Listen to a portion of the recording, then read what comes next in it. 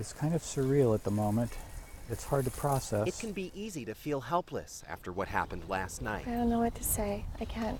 Yeah, it happened so fast. But it's also easy to pick up a hose. Our neighbors, our poor neighbors, they're just devastated. There aren't enough firefighters to cover all the hot spots left behind after the Sleepy Hollow fire destroyed dozens of homes.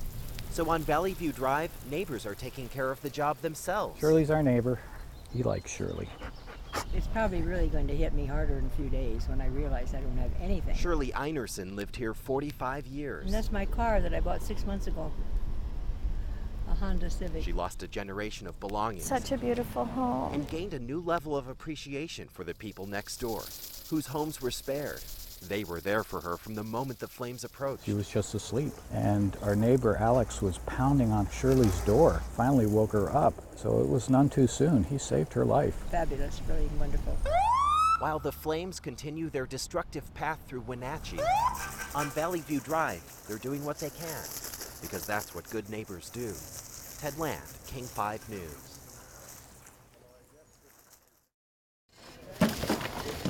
By lunchtime, Jim Sanis was working on his 4th or 5th load of the day. He lost track. They have been working night and day. But who here is counting? There's still so much work to do. Homeowners continue to clean up a week after the floods and landslides that damaged or destroyed dozens of homes in Aberdeen and Hoquiam. 2513 Cherry Street in Hoquiam. But with help like this, I mean, it's garbage pretty much. It's done. it won't be long before the job is finished. And you might as well get rid of the junk right now, hey? Jim quickly assembled a team of volunteers, including his 11-year-old neighbor, Derek Harper. This is pretty big for Aberdeen. We don't usually have big floods like this. And so when it's up to about 4 feet of water, that's pretty bad. They're among hundreds who gave up their Saturday to rip out soaked drywall, Soaking wet at the bottoms. It's just dripping. saturated insulation, and destroyed belongings. Yep, that's what neighbors are for, and that's what you do. People just can't begin to move back into their houses until they get rid of all this stuff and allow the structures to dry out. Today was totally amazing. Yesterday, they came over yesterday and hauled, 5 loads out? You know what? Helping these people out are more important to me than anything in life, including the Super Bowl. No one wanted to wait for insurance to take care of the job, so neighbors grabbed shovels and got right to work. We may be tired tomorrow, but we'll know that yesterday we did something good for the community. And even though they're just beginning to rebuild, It's got to be done. you could say it's already a job well done. We're just people that like to help. In Aberdeen, Ted Land, If you can't help your neighbor, you can't help yourself. King 5 News. If there's something we don't do enough of in our busy lives, it's taking a few moments to help a stranger, just because. But don't make excuses. Not around 8-year-old Alex McKelvey. Where were you at 7 a.m. on a Sunday? Thank you. She was already an hour into volunteering at the Tacoma Rescue Mission. Yeah, we were up at 5 a.m. this morning. Excuse me? Oh, thank you. This alone could be your good deed for the day, but she's just getting started. Okay. By 8, the McKelveys are ready for breakfast and their next task. Before they can settle their bill, they ask the server to swipe their card for that couple a few tables away. You're the one. You made me cry with happiness. The reason I'm here is my sister's in the hospital with cancer. So this makes a wonderful day for me, even though it's been hard. Hold out your hands. Alex isn't done yet. She still has to leave one very big tip for server Lindsay Bazaar.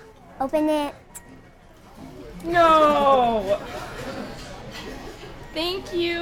All these good deeds aren't as random as you might think. You guys are too sweet.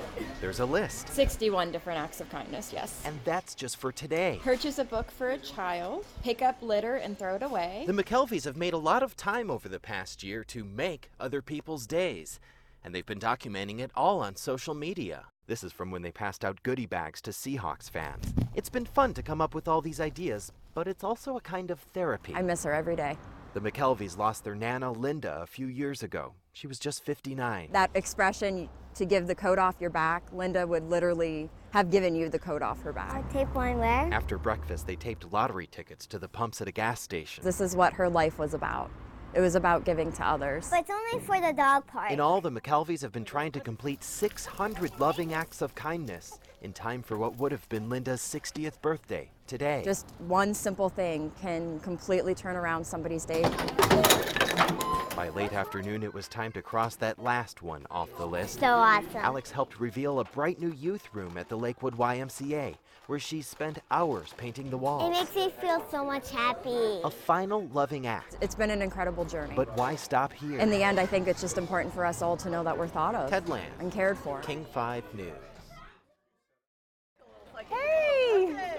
Every Saturday morning, Nice to see you. Krista Simpson is reminded The top picture was taken 2 weeks before he deployed on Good Friday. that she's not traveling her journey alone. Then this picture was taken a couple days before his accident. She stepped off on a scary path 2 years ago without her husband, Staff Sergeant Michael Simpson. He changed so many people's lives. An IED took her soulmate, but it couldn't sap her strength. Today we run for the 6,847 lost in the global war on terror and everyone that served in our military. Sergeant James Priddle. The Run to Remember is a weekly reunion of sorts. Corporal Miguel A.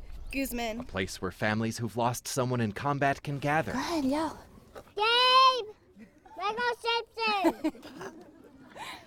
Staff Sergeant Michael Simpson. Run strong, run safe, run to remember, everyone. Then they sweat out the pain. It was something that I could hold on to. It was 2 miles that I could really own. Hey, today I finished that. I got faster, I went farther, and it was this very tangible accomplishment. Lisa Hallett helped form the group in 2010 after she lost her husband, Captain John Hallett, in combat. What we achieve in the steps of a run mimics and foreshadows what we're able to achieve professionally, personally, in life. It's a simple concept, really, just a few miles, and you don't have to run. Morning. But at a time when so much else is out of control, at least that finish line is within reach. I think it's the way that you get through it. About halfway through the course, I love you, Daddy. 5-year-old Nick Simpson pauses at his dad's flag.